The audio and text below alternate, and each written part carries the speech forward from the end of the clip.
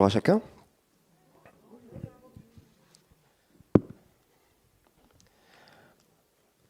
Alors, ce qui est intéressant avec le fait qu'on vous donne les titres en avance, c'est que des fois, on a des commentaires sur des messages qu'on n'a pas encore donnés.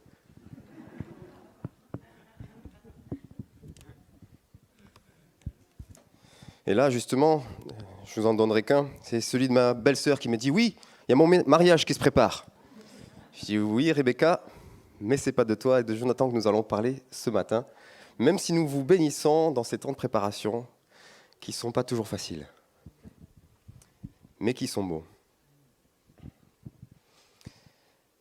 Alors, pour commencer, je vais vous prendre 2 textes. Ce mariage qui se prépare, il y a plusieurs textes qui en parlent dans la parole, en filigrane, et puis parfois un peu plus clairement.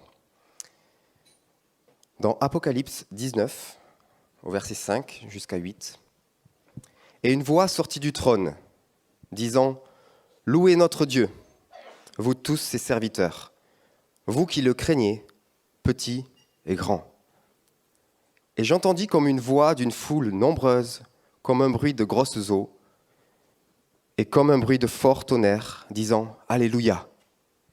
Car le Seigneur notre Dieu Tout-Puissant est entré dans son règne. Réjouissons-nous, soyons dans l'allégresse, et donnons-lui gloire, car les noces de l'agneau sont venues, et son épouse s'est préparée. Et il lui a été donné de se vêtir d'un fin lin éclatant, pur. Car le fin lin, ce sont les œuvres justes des saints. Réjouissons-nous, soyons dans l'allégresse. Quand on parle de mariage, c'est pas toujours évident. Pour nous, ici sur Terre, malheureusement, c'est pas toujours évident. Il y a des personnes où juste cette thématique évoque de la souffrance, évoque de la peine, évoque des déceptions. Mais le mariage dont on nous parle est beaucoup plus grand, est beaucoup plus beau et parfait. Alors, je vais proposer aux personnes pour qui ce sujet, justement, est un sujet de souffrance, bien, d'essayer de mettre nos idées de côté, quelques minutes, pour accueillir ce que Dieu veut dire au travers de ça.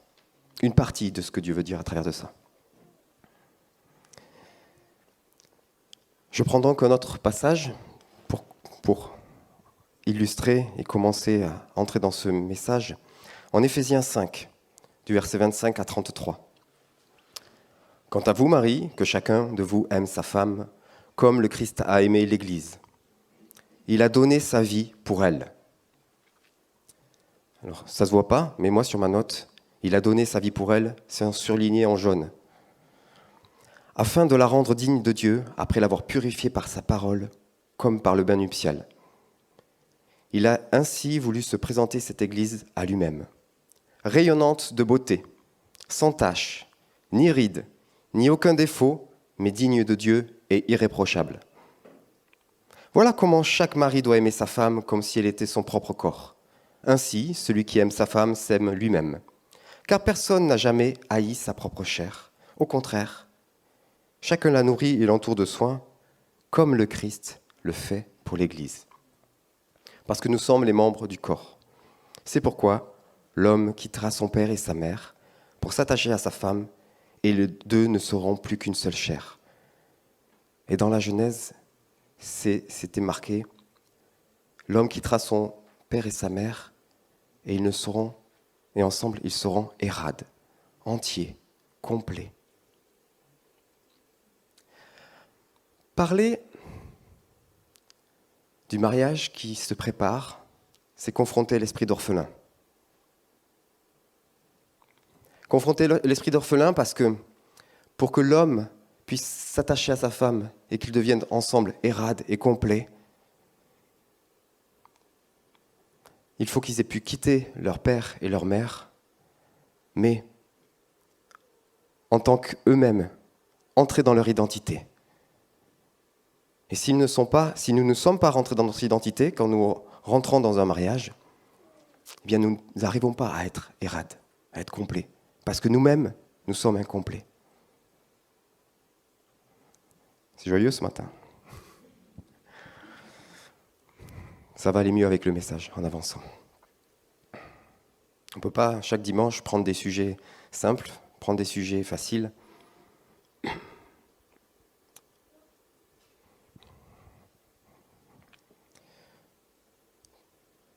Christ a donné sa vie pour nous. Dans l'histoire d'amour, dans le film, c'est lui le prince charmant. C'est lui qui vient sauver la princesse. Sauf que la belle princesse, c'est toi. Et puis toi. Et puis c'est aussi toi, et puis c'est moi. Donc je voudrais commencer par briser un mythe. Celui du prince charmant. Quand nous étions petits dans les églises, et quand nous rencontrions enfants de plusieurs églises, souvent un sujet venait, et vous regardez des Walt Disney ? Il y avait des blogs, il y avait des prédicateurs qui annonçaient la liste de tout ce que Walt Disney et les Disney pouvaient apporter de néfaste, tout ce que Walt Disney serait satanique. Je ne veux pas rentrer dans ce détail-là. Parce que je crois que le plus grand mensonge qui était présent dans ces histoires-là, ce n'était pas les images subliminales qui pouvaient se trouver, qui se trouvent dans les dessins animés. Mais le plus grand mensonge de ces dessins animés, de ces films, c'était « Un jour, mon prince viendra ». C'est une falsification. Le prince qui vient pour nous, c'est Christ. Simplement, comme ma génération, celle d'avant, celle d'après, a été éduquée par ces films-là, par ces dessins animés, un jour, le bonheur total. Ils vécurent heureux, se marièrent. Nous mettons sur nos conjoints la responsabilité de ce bonheur. Nous attendons de notre conjoint qu'il soit Christ. Et pourtant, nous sommes nous. Ton prince est déjà venu. Celui qui va sauver ta vie au prix de la sienne est déjà venu. Il n'est pas juste un homme, il est le Messie, Jésus-Christ. Cette fable a entraîné tellement de malheurs dans tellement de couples. C'est un fait acquis. Dès la petite enfance, il y a un homme parfait pour moi. Il me rendra heureuse. Et puis, elle se retrouve avec des hommes comme nous, imparfaits, qui ne savent pas aimer comme Christ. J'y pensais pendant ce temps de louange. C'est un peu comme si les gens avec qui je travaille attendaient de mes fils qu'ils puissent faire ce que moi je fais. Mes fils ont 7 et 11 ans. Je suis un de leurs modèles. Mais ils ne sont pas en capacité de donner ce que moi je peux donner. Ils ne peuvent pas faire ce que je peux faire. Donc moi je suis cet enfant de 7 ans qui regarde Christ, qui m'inspire de Christ, qui avance de Christ. Et puis quand je dis moi, je parle de tous les hommes ici présents, ceux qui regardent, ceux qui écouteront plus tard. Nous sommes ces petits Christ et nous avançons en suivant notre modèle. Alors, comme elles se retrouvent avec des hommes comme nous, elles disent la réaction est facile à deviner. J'ai été trompé sur la marchandise. Il y a publicité mensongère. Et oui, c'est exactement ça. Il y a publicité mensongère. Comme je vous l'ai déjà dit, le prince des dessins animés est une falsification de Jésus le Messie. Alors attention, je ne dis pas qu'il ne faut plus montrer ces dessins animés et ces films à vos enfants. Mais juste qu'il ne sera pas inutile de revenir sur le sujet un jour ou l'autre. Et alors, une fois j'ai discuté avec 2-3 personnes, pas forcément chrétiennes de ce sujet-là, et on m'a dit oui, mais maintenant il y a un nouveau phénomène. Le phénomène Instagram et TikTok. Il faut dire aux garçons qu'en vrai, on n'est pas comme sur Instagram. Alors moi, je ne vais pas sur Insta, mais plusieurs femmes m'ont assuré. En vrai, personne n'est comme sur Insta. Alors je commence à voir cette génération qui rêve de devenir des influenceurs, de devenir des stars, de passer à la télé. Car au travers du petit écran, tout paraît plus beau, plus parfait. Le bonheur serait là. Vous savez qui c'est qui ne rêve pas de devenir influenceur ? Les influenceurs. Vous savez qu'ils ne rêvent pas de devenir une star ? Les stars. Pas parce qu'ils sont déjà influenceurs ou déjà stars, mais parce qu'ils savent que ce n'est pas le bonheur. Malheureusement, on voit beaucoup de suicides se multiplier chez les Instagrammeurs. Parce que la fuite en avant ne tient qu'un temps. La fuite derrière l'image ne tient qu'un temps. Et au travers des écrans, grâce à des filtres et quelques retouches, les personnes paraissent rayonnantes de beauté, sans tache, ni rides, ni aucun défaut. Je viens de citer la présentation de l'épouse de Christ en Éphésiens 5, verset 27. Encore une fois, une falsification.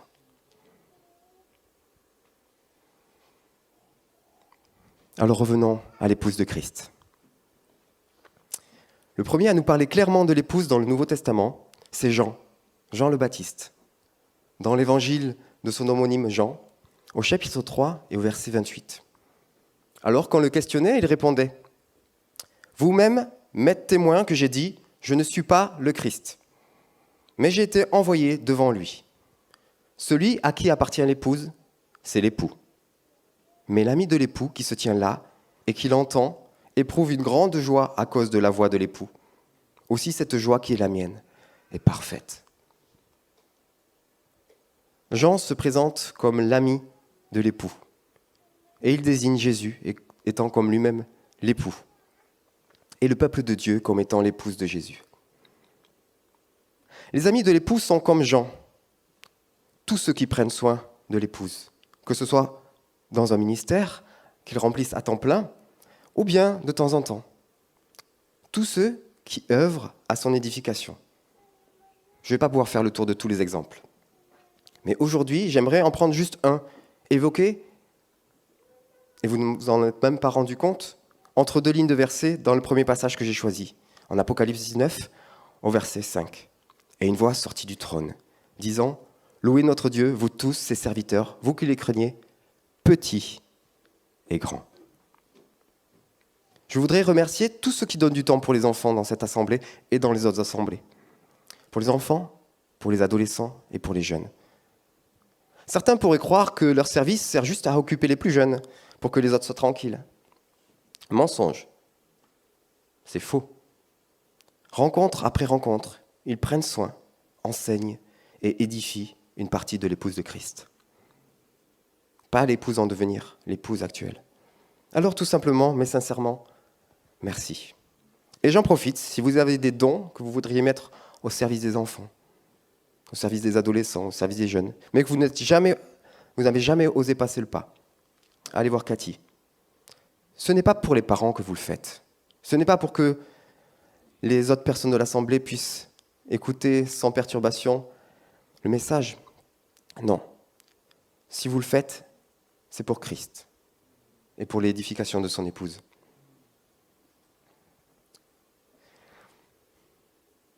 Il y a quelqu'un dont nous n'avons pas encore parlé. Nous avons parlé de l'époux, nous avons parlé de l'épouse, mais il nous manque quelqu'un, le père de l'épouse. Christ est celui qui nous sauve. Il est l'origine et le but de notre amour. Mais Dieu le Père est celui qui nous établit et nous rétablit dans notre identité. Alors j'aimerais vous amener dans la plus belle figure humaine de paternité qu'il nous est donné de voir dans la parole. Mardochée. C'est dans le livre d'Esther, à partir du chapitre 2, que nous pouvons lire l'histoire de Mardochée et d'Esther. Esther, chapitre 2, verset 7. Il élevait Hadassa, qui était Esther, fille de son oncle, car elle n'avait ni père ni mère. La jeune fille était de belle taille et de belle figure, et à la mort de son père et de sa mère, Mardochée l'avait adoptée pour fille. Nous avons donc une petite orpheline qui a perdu son père, qui a perdu sa mère, qui habite dans un pays qui n'est pas le sien. Cette petite fille, c'est nous. Nous qui agissons et réagissons encore parfois avec cet esprit d'orphelin. Nous sommes cette petite orpheline qui a besoin de rencontrer le cœur du Père. Besoin d'être accueillie, recueillie. Besoin d'être écoutée. Besoin d'être consolée. guéri, établi. Et Esther, cette petite orpheline, est devenue une reine. Elle n'était plus habitée par cet esprit d'orphelin. La preuve, c'est tout simple. Au moment où elle part à la cour, elle ne verra plus Mardochée. Elle n'aura plus le droit de rencontrer Mardochée. C'est comme si elle était abandonnée une deuxième fois. Mais non. Elle est devenue elle. Elle a pu quitter son père et sûrement l'épouse de Mardochée dont on ne parle pas, son père et sa mère. Elle est en capacité de les quitter parce qu'elle est devenue elle. Elle est devenue cette jeune femme établie, cette future reine.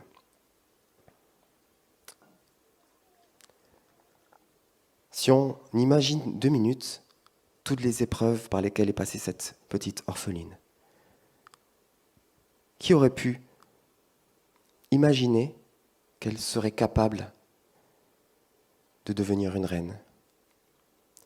Le cœur de père de Mardochée et celui de son épouse, certainement, sont allés chercher Esther là où elle était. Je voudrais qu'on reprenne les 2 couplets d'un des chants qu'on a chanté ce matin. C'était, je crois, Amour extravagant. Ça commence par aucune ombre, c'est ça? Aucune ombre n'est trop sombre, ni mont trop élevé pour que tu me cherches. Ça, c'est ce que Dieu fait dans notre vie. Tu peux mettre le 2e. Aucun mur ne peut résister, ni mensonge tenir sans fin. Tu me cherches. Notre Père est là. Il n'y a rien qui puisse lui résister. Aucune prison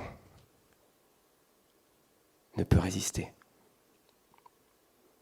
Il est là et il cherche encore à atteindre les parties de notre âme qui n'ont pas été atteintes.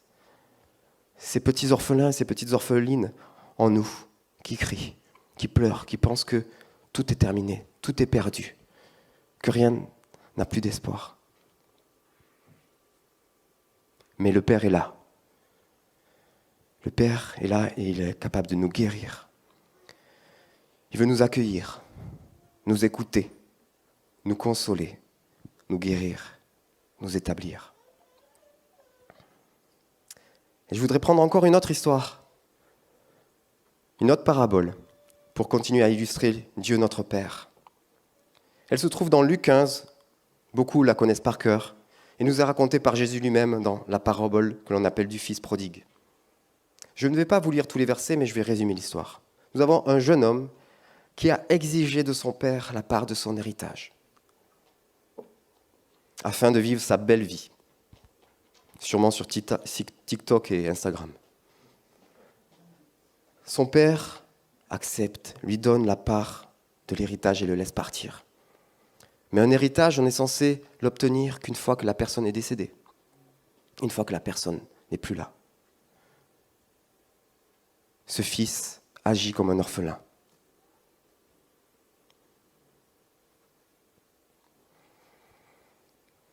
Ce jeune homme qui prend son héritage, c'est un orphelin. Un orphelin qui a un père, mais qui fonctionne comme s'il n'en avait pas. Et peut-être que parfois, cet orphelin, c'est nous.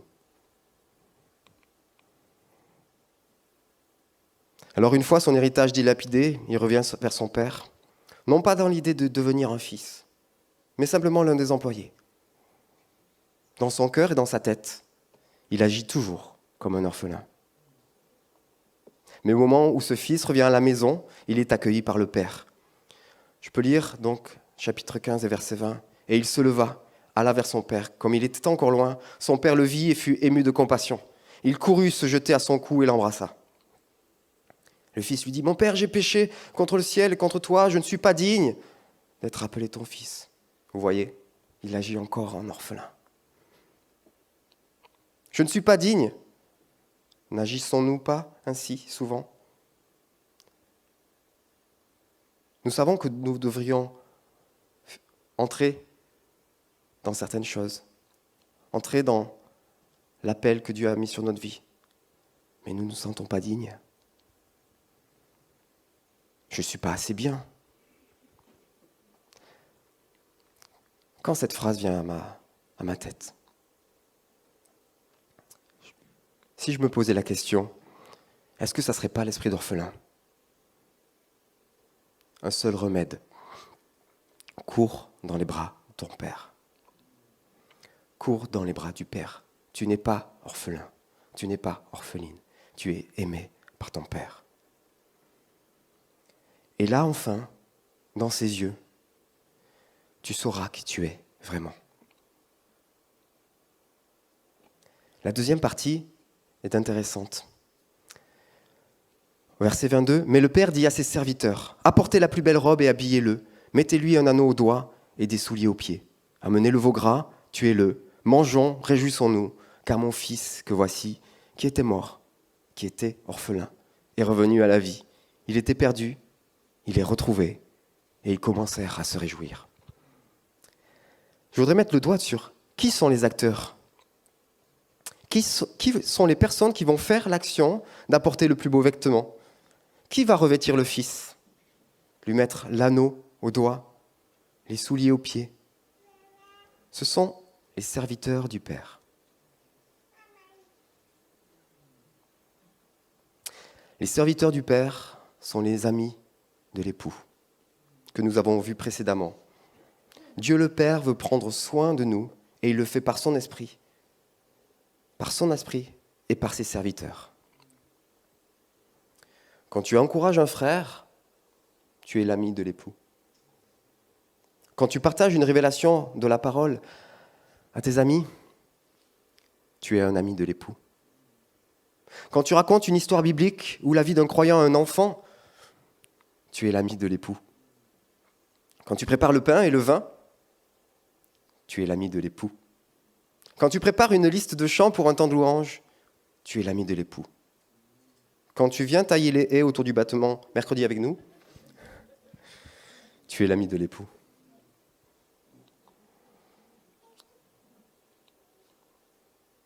Petite parenthèse, vous avez vu dans ce chemin l'orphelin qui retourne vers son père, qui est accueilli comme un fils. Il y a des serviteurs qui sont là pour faire concrètement les choses.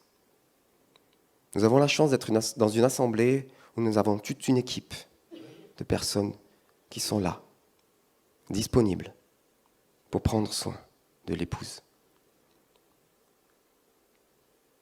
Vraiment, si vous avez besoin d'être accompagné, que quelqu'un vienne vous aider à revêtir cet habit, repasser l'anneau au doigt, mettre des sandales à vos pieds, vous accompagner sur ce chemin vers le Père, n'hésitez pas. Venez à la fin voir Didier, voir Sandra. Ils vous dirigeront vers les bonnes personnes.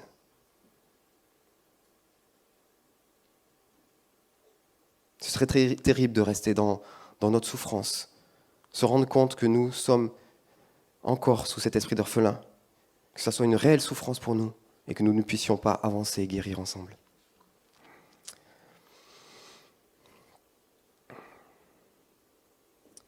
Je vous ai fait une liste de choses. Mais être l'ami de l'époux ne se résume pas à faire des choses. Parce que ce n'est pas parce que nous faisons ces choses que nous sommes l'ami de l'époux. Mais c'est parce que nous sommes l'ami de l'époux que nous faisons ces choses. Ça n'a rien à voir.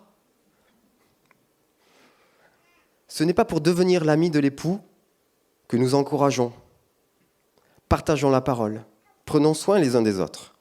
Mais c'est parce que nous sommes cet ami que nous le faisons. Et d'ailleurs, il n'y a pas que les amis de l'époux qui font quelque chose. Je reprends Apocalypse 19, verset 7. « Donnons-lui gloire, car les noces de l'agneau sont venues et son épouse s'est préparée. Et il lui a été donné de se revêtir d'un fin lin éclatant, pur, car le fin lin, ce sont les œuvres justes des saints. Encore des œuvres à accomplir. » Le fin lin, ce sont les œuvres justes des saints. Et l'épouse de Christ, ce sont les saints. Donc, pour pouvoir s'habiller, l'épouse doit produire ses œuvres? Non, elle ne doit pas. Regardez au début du verset 8. Il lui a été donné de se vêtir. Les œuvres ne sont pas quelque chose qu'elle doit faire pour se revêtir, mais il lui a été donné de pouvoir réaliser ses œuvres. Encore une fois, nos œuvres ne sont pas ce que nous faisons pour quelque chose, mais les œuvres sont le résultat de qui nous sommes. Je vais encore pousser un peu plus loin dans ce changement de pensée. Je vais vous proposer de reprendre un passage encore plus connu, celui que nous appelons peut-être à tort les 10 commandements. En Exode 20, au verset 1, « Alors Dieu prononça tous ces commandements ? Non. Toutes ces paroles, en disant, « Je suis l'Éternel ton Dieu, qui t'ai fait sortir du pays d'Égypte, de la maison de servitude. » Et puis viennent les commandements. « Tu n'auras pas d'autre Dieu, tu ne feras point d'image taillée, etc. etc. » Je voudrais vous poser une question. Est-ce que nous devons faire toute cette liste de choses pour que l'Éternel soit notre Dieu ? Petit indice, je crois que la réponse se trouve au verset 2. « Je suis l'Éternel ton Dieu. » Si la phrase s'arrêtait là, « Je suis l'Éternel ton Dieu », puis une liste de commandements, nous pourrions comprendre que c'est parce qu'il est notre Dieu que nous devons faire notre part, qui est de suivre ces 9 commandements. Mais la phrase ne s'arrête pas là. « Je suis l'Éternel ton Dieu qui t'a fait sortir d'Égypte, de la maison de servitude. » Dieu dit, ça c'est qui je suis pour toi. Et parce que je suis celui qui t'a fait sortir d'Égypte, que tu vas pouvoir faire tout ce qui suit. C'est une promesse. Et cette promesse a été réalisée en Christ. C'est lui qui nous rend capables, c'est depuis cette nouvelle humanité, en Christ, que nous sommes devenus capables. Nous ne devons pas suivre les commandements de l'Éternel pour qu'il soit notre Dieu. Mais c'est parce qu'il est notre Dieu qui nous a fait et nous fait sortir d'Égypte, qu'il nous rend capables des 9 commandements qui suivent. Ils ne sont plus pour nous des jugements, mais des promesses. C'est parce qu'il est l'Éternel mon Dieu qui me fait sortir d'Égypte. C'est parce qu'il est ce qu'il est, alors je suis. Je reprends. C'est parce qu'il est que je suis. Fini le je pense, donc je suis. Il est, donc je suis. C'est parce qu'il est l'Éternel mon Dieu qui me fait sortir d'Égypte que je n'ai pas besoin de me confier d'entre dieux, ni d'en faire des représentations, ni de me prosterner devant elles, ni de les servir. C'est parce qu'il est l'Éternel mon Dieu qui me fait sortir d'Égypte que je rends gloire au nom de Dieu. C'est parce qu'il est l'Éternel mon Dieu qui me fait sortir de l'esclavage que je me souviens du jour de repos pour le mettre à part. C'est parce qu'il est l'Éternel mon Dieu qui me fait sortir d'Égypte que j'honore mon père et ma mère. C'est parce qu'il est l'Éternel mon Dieu qui me fait sortir d'Égypte que je porte la vie. C'est parce qu'il est l'Éternel mon Dieu qui me fait sortir d'Égypte que je suis fidèle, que je distribue largement autour de moi, que ma parole est sûre et certaine, et que je ne convoite ni mon prochain, ni les gens sur Instagram et sur TikTok. Ce ne sont plus des choses à atteindre, lointaines, difficiles, mais c'est depuis qui nous sommes en lui que nous pouvons entrer dans cette dimension. Et si nous avons encore du mal, parce que nous avons encore du mal, à entrer et à vivre pleinement ces commandements, c'est peut-être parce qu'une partie de nous est encore en Égypte, est encore dans l'esclavage.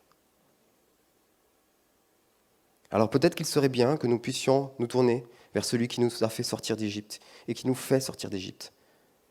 Et peut-être même avec l'un des amis de l'époux ici présent.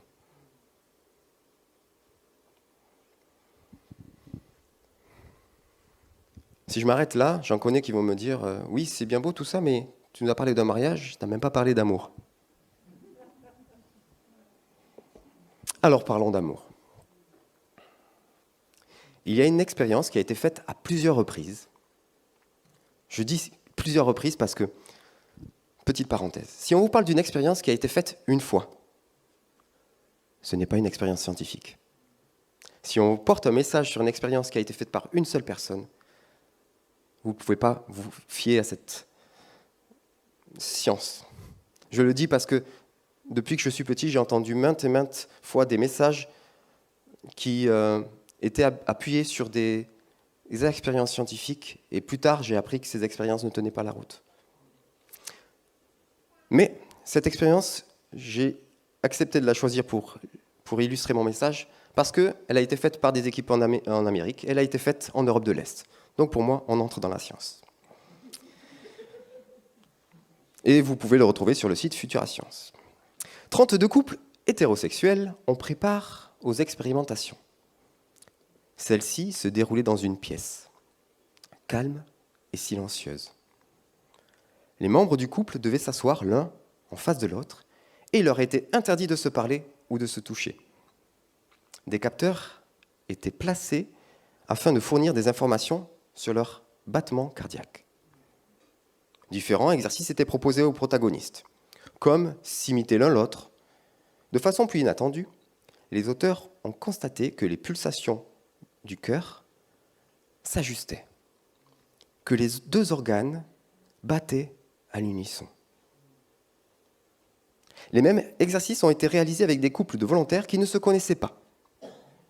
Résultat, tout différent. Ni l'un ni l'autre n'a modifié ses paramètres physiologiques pour s'ajuster avec ceux de leurs partenaires d'expérimentation. C'est donc bel et bien le sentiment amoureux qui pousse les corps à s'harmoniser. Fait notable, ce sont les femmes qui se calent sur le rythme cardiaque de l'homme. Je vous laisse en faire les conclusions que vous désirez au niveau humain et relationnel. Mais je trouve cela particulièrement parlant si l'on revient à notre sujet de l'épouse de Christ. C'est le cœur de l'épouse qui doit s'adapter à celui de Christ.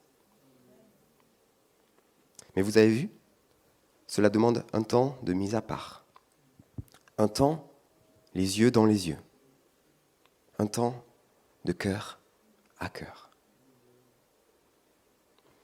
Alors nous avons nos vies et nos relations personnelles avec Dieu. Mais Christ revient pour son épouse. Et c'est dans des temps comme ce matin que nous pouvons être ensemble cette épouse qui dit oui, viens Seigneur Jésus. Plongez dans tes yeux, en cœur à cœur, je vais adapter mon battement au tien. Alors, je suis bien conscient que ce n'est pas toujours simple de venir le dimanche matin, avec nos vies, nos difficultés. Mais quand nous prenons ce temps ensemble pour le louer et l'adorer, que ce soit le dimanche ou dans les temps de veille dans la maison de prière, nous sommes à ce moment-là dans l'identité qui est la nôtre. Nous ne sommes plus des individus, les uns à côté des autres, mais nous entrons dans notre identité d'épouse.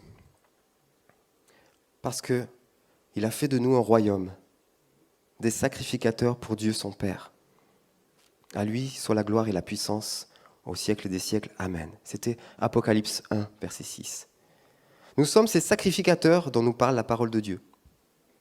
Ce terme aux sonorités barbares, en français, mais qui en grec veut tout simplement dire celui dont l'activité spécifique est le sacré. Notre relation à Christ appartient au domaine du sacré. Encore un mot compliqué pour simplement dire mis à part. Autrement dit, dans des mots plus simples, Christ nous a mis à part pour lui. Il s'est offert pour que nous puissions non pas faire, mais être mis à part, être réservé pour lui.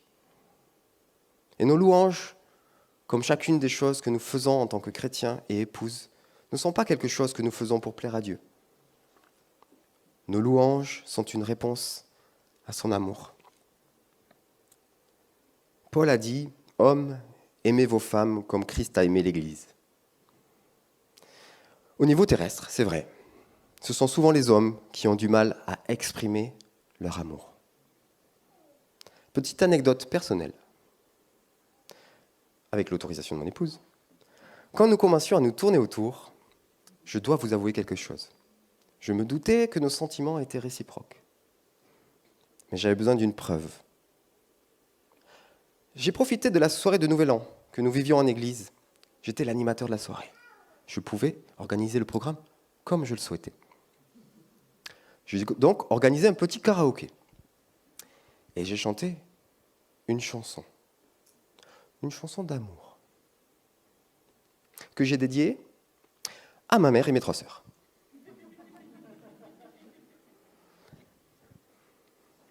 Je vous assure qu'au moment de ma dédicace, furtivement j'ai regardé le visage de ma future épouse. Il ne mentait pas. La frustration qui était visible sur son visage me prouvait qu'elle m'aimait autant que je l'aimais.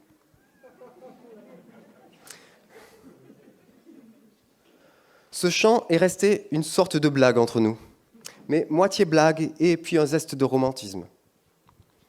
Mais régulièrement, j'ai eu à faire face à ce reproche justifié. Tu ne me chantes plus des chansons comme avant. Tu ne m'écris plus des poèmes comme avant. Tu traverses plus le département à pied comme avant.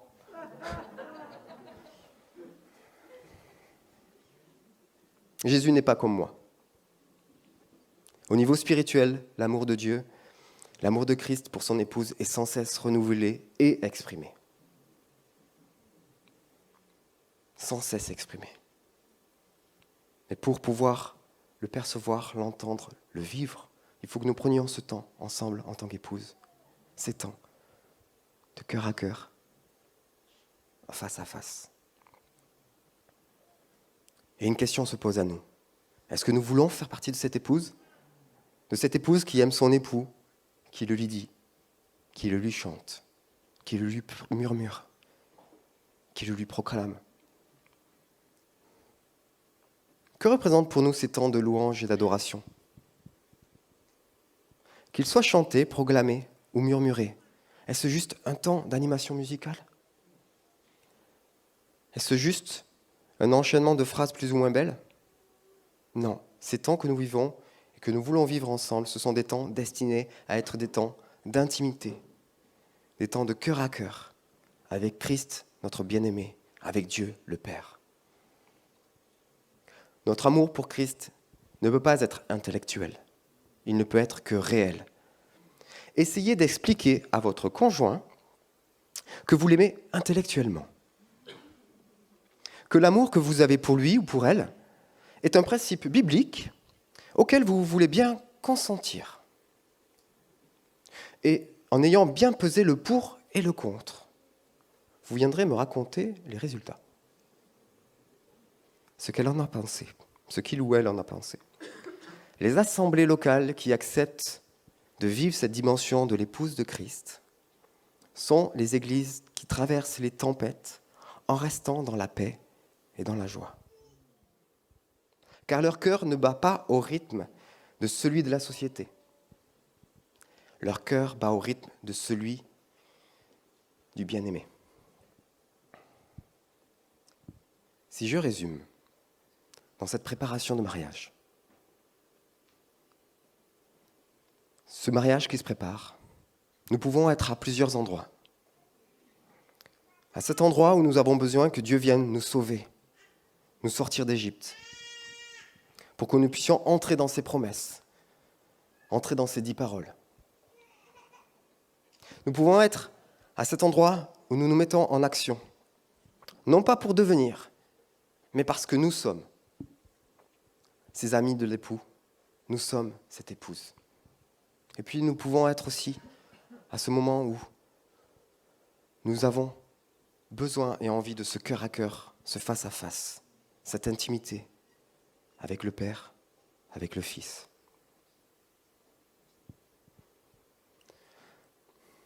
Oui Seigneur, tu as une épouse ici. Une épouse belle, sans rides, sans taches. Et je vois une multitude d'amis de l'époux. Soyez honorés les amis, soyez encouragés.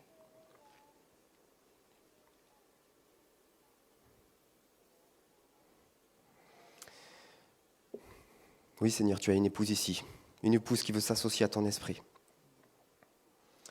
et alignés avec ta parole, proclamer qui tu es. Proclamer ta beauté, proclamer ce que tu fais. Ce que tu fais pour chacun d'entre nous.